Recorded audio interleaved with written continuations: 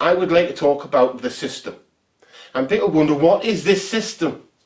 Is it the system to count cars or this? No, I'm talking about the system, as in this all-controlling thing. And the thing is, people will look at it and they'll say, well, you know, it's the system. You know, people have been saying you can't beat the system. Well, actually, history says you can beat the system because, you know, China had emperors and then they didn't. You know, Russia was not a capitalist country, and now it is. Okay, you know, dictators fall, things change. What you get is a slightly altered system, but you can beat the system. But the thing is, don't listen to something just because it purports to be the system. That's right. Don't just listen to it because it says it is of the system. It doesn't mean it's right. It does not mean that you have to do what it wants you to do. Because a lot of what it wants you to do isn't your job. Okay? It's not your job. It's outside of the field of what you have to do. It's not the law. But they want you to do certain things and you think, well, you know, you can't beat the system. Let's just go along here. No, you don't. You can do what you want. As long as you don't break the law. Okay? Outside of that, you're fine. What I'm trying to say is, this whole thing about, well, there's this great grand system. It's not such a grand system. It's not so great. Look around the world. Does this look so fabulous to you? You know, is this great? We've got wars. We've got starvation in some places, while simultaneously apparently having an obesity epidemic in others. Which is strange when you think about it. What's stranger is that we're all living longer. So it seems the countries with the obesity epidemics are doing better than the slim ones, which is strange also.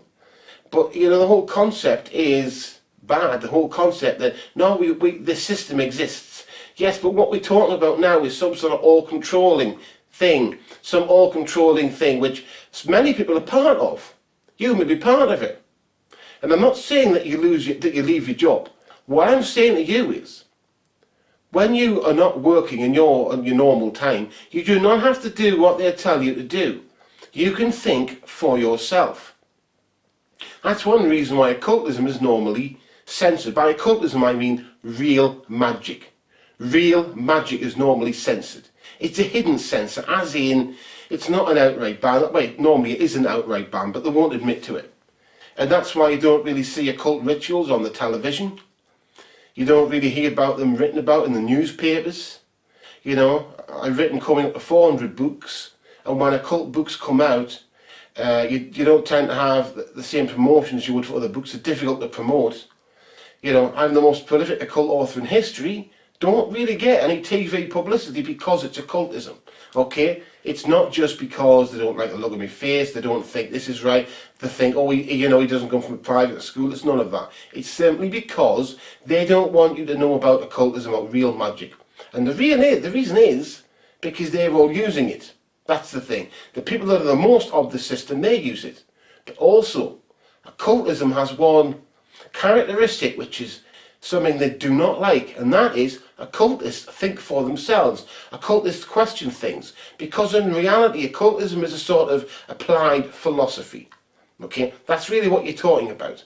So basically people get to try things out. It's not as dry as most philosophy. Okay, it's more like an applied form where you think and you do.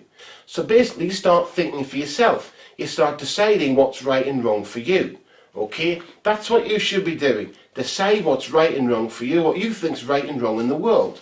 Okay, you don't have to be part of the system. You do not have to be a slave. You can be free.